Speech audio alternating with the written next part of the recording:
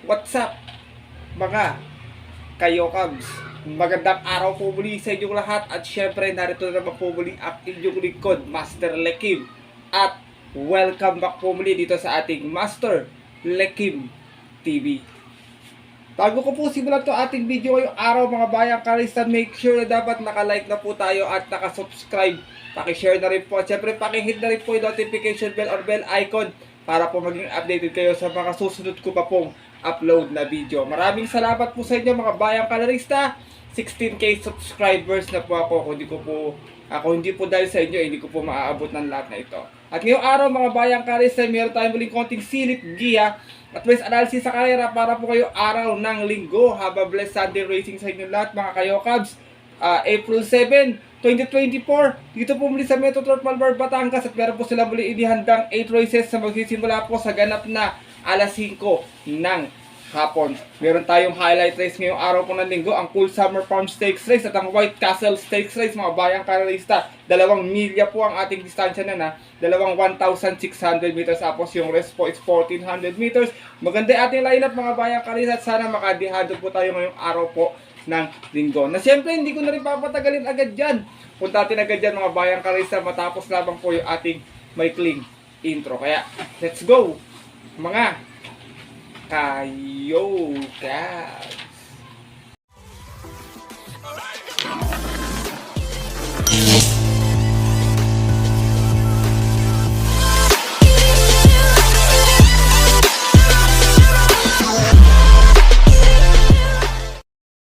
At gaya nga po na nabanggit ko kayo na sa ating intro, meron tayo 8 races ngayong araw po ng linggo. 2 set ng pick 5, isang winner take all, isang pick 6 at isang pick 4. At sana nga po makachamba tayo ng dihado ngayong araw ng linggo.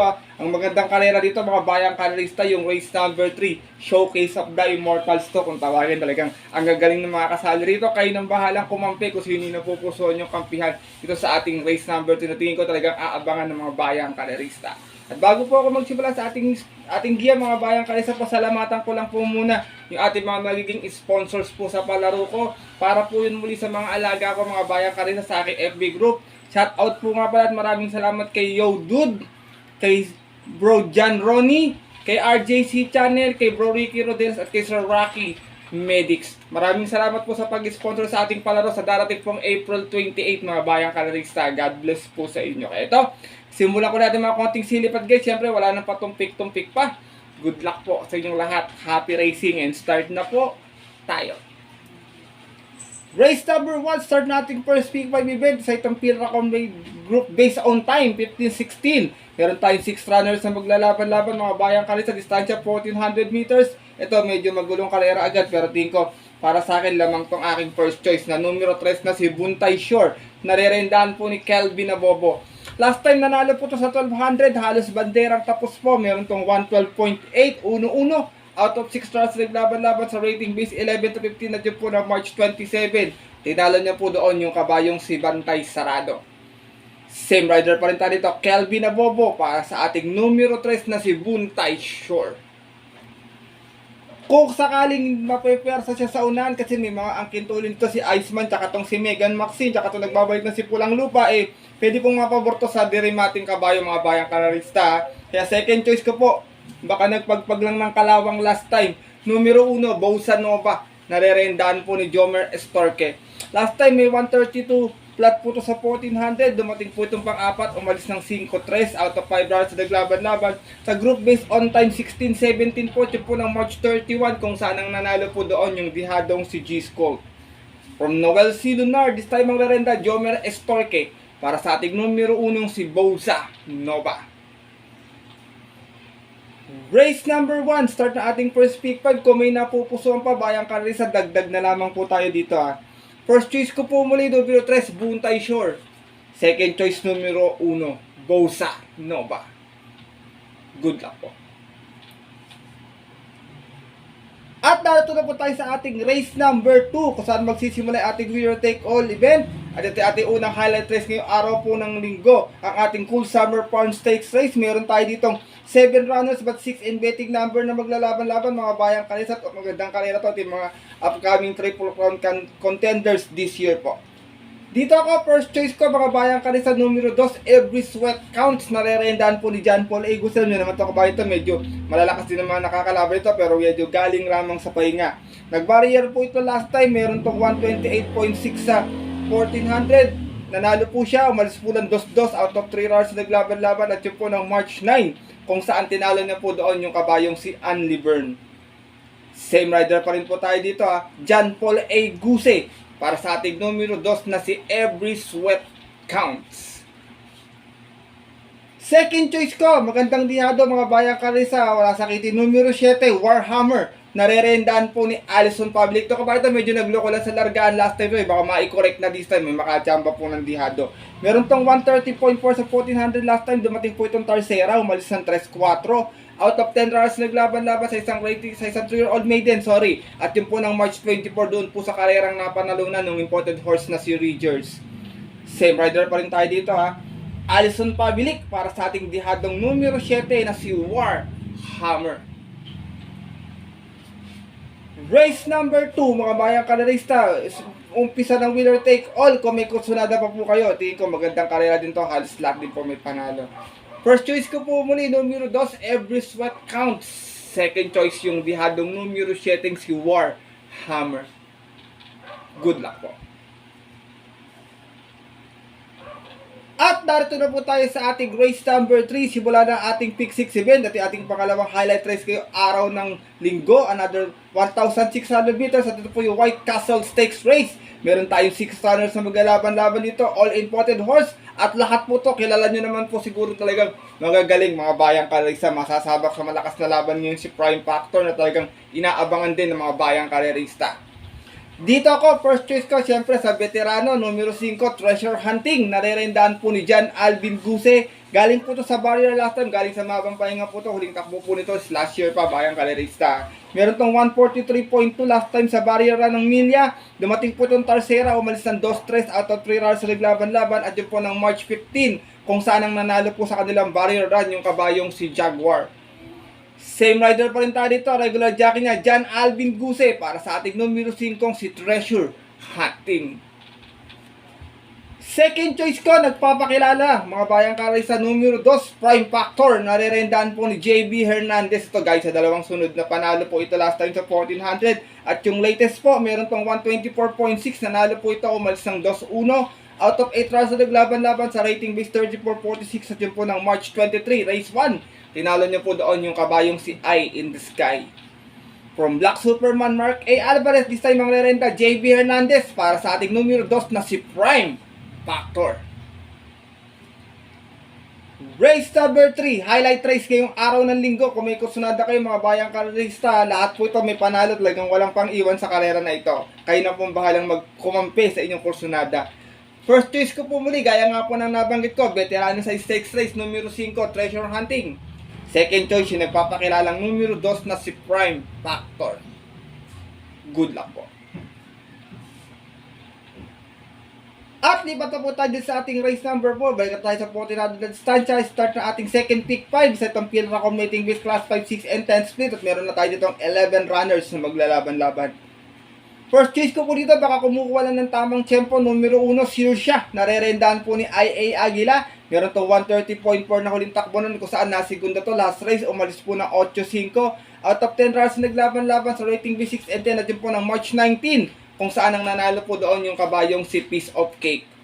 Same rider pa rin tayo dito, IA Aguila para sa ating numero 1 na si Sirsha. Wala pala sa kayo dito pero meron siyang estrella, bayang kalarista. Second choice ko, maaaring magdala ng marcha kung sakasakaling makaporma agad sa unahan. Numero 8, high quality, narerendahan po ni Ayi Tanchoco. Ito naman, nanalo last time, may 130.2 sa 1400. Umalis po ng 4-1, out of 11 rounds na naglaban-laban. Same rating base din po. At yun po ng March 22 naman, kung saan ang nanalo po doon yung kabayong si, tinalo na po pala doon yung kabayong si Bonnie Avenue.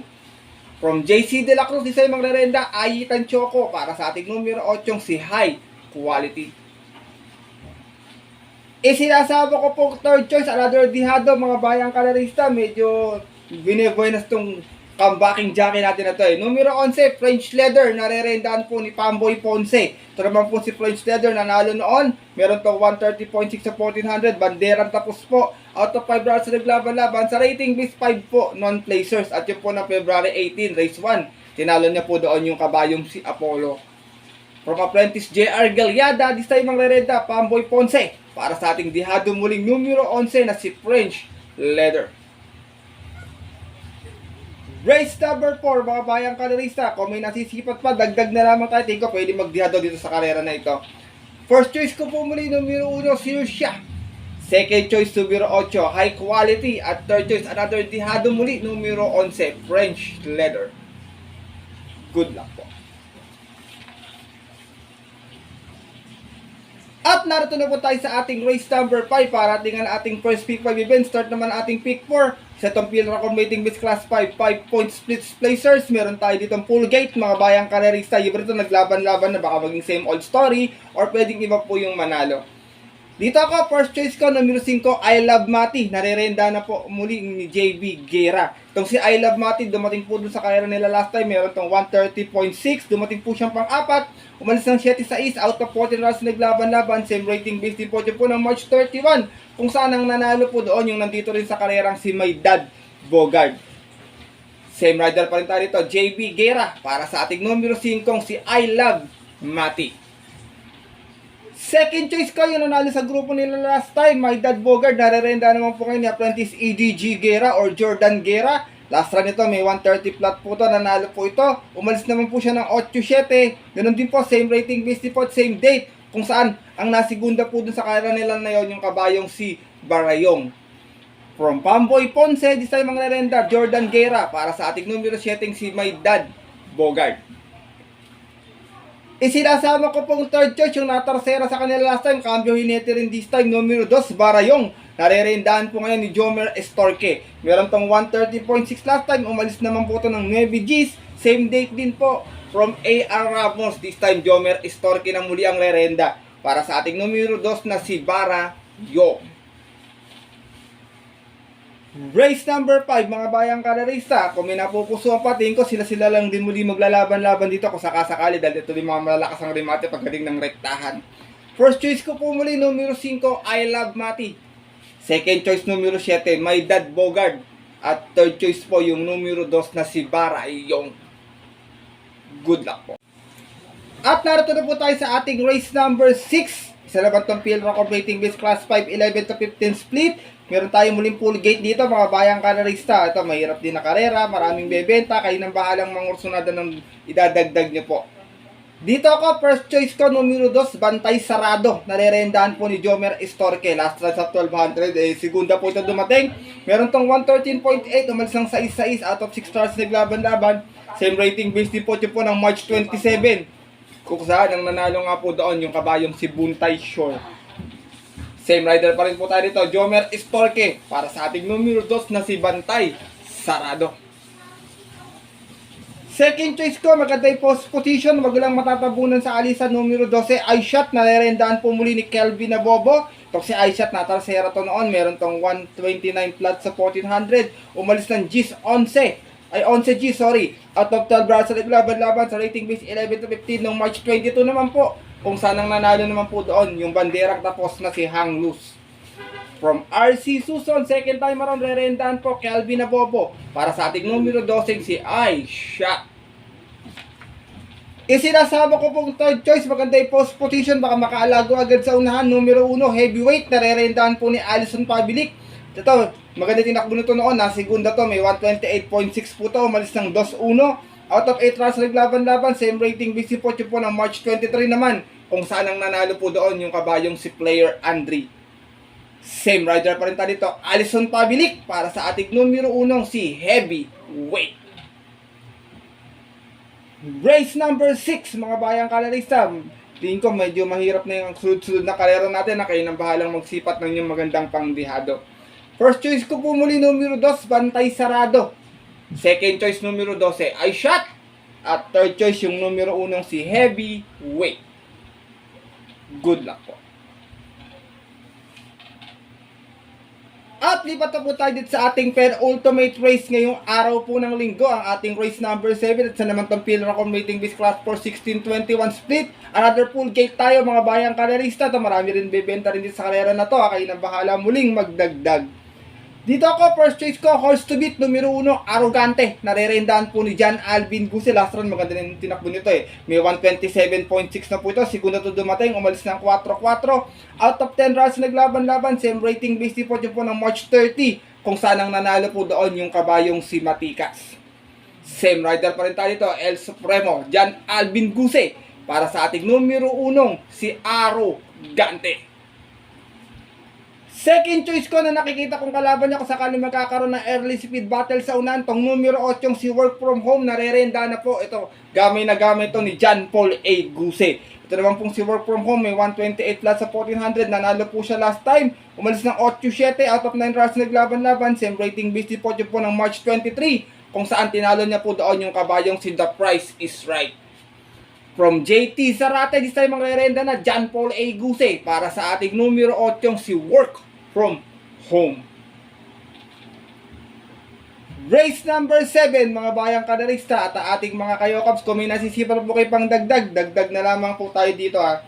First choice ko po muli, horse to beat, numero 1, Arrogante.